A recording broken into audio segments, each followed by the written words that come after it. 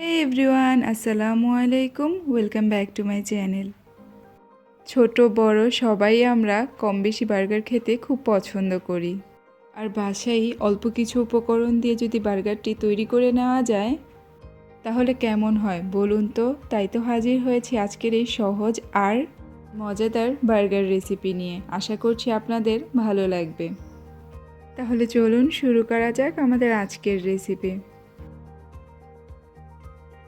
এখানে আমি নিয়ে নিলাম 2 পিস পাউরুটি। পাউরুটিগুলো আমি এখন একটি ব্লেন্ডারে ব্লেন্ড করে নিলাম।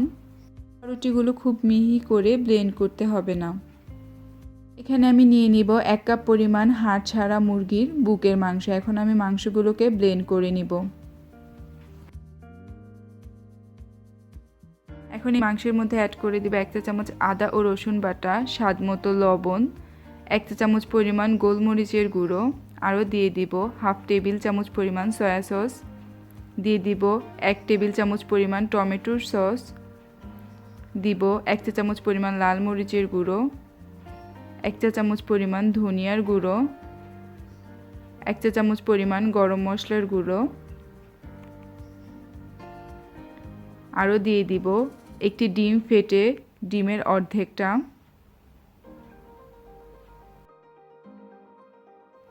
এখন আরও দিয়ে দিব 1/4 কাপ পরিমাণ পেঁয়াজ কুচি, দিয়ে দিব আগে থেকে ব্লেন্ড করে রাখা সেই পাউরুটিগুলো।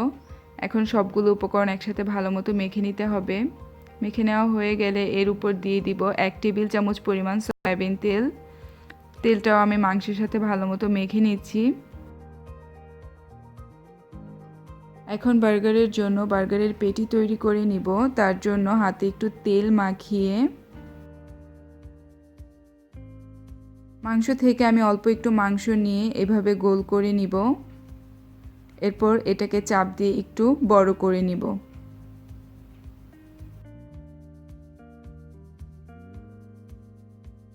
আপনাদের বোঝার সুবিধার্থে আমি আরও একটি তৈরি করে দেখাচ্ছি।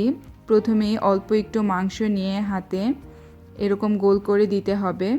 এরপর এভাবে চাপ দিয়ে এটাকে একটু বড় করে দিলেই বার্গারের পেটিটা তৈরি হয়ে যাবে। আমি এভাবেই মাংসগুলো দিয়ে বার্গারের জন্য সবগুলো পেটি তৈরি করে নিব। এই 1 কাপ মুরগির মাংস দিয়ে আজকে আমি বার্গারের জন্য 8টি পেটি তৈরি করে নিয়েছি।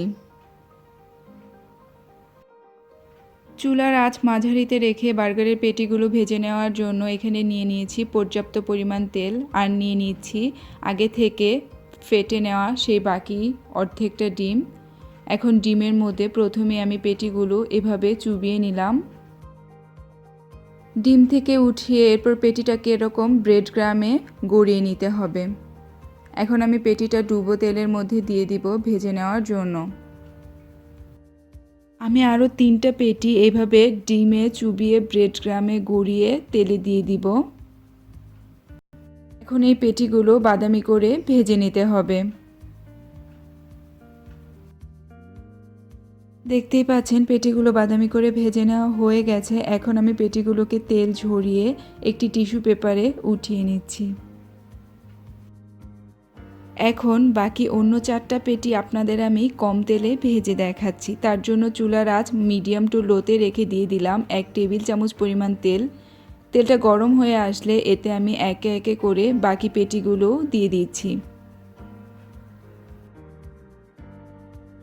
বার্গারের এই পেটিগুলোকেও বাদামি করে ভেজে নিতে হবে।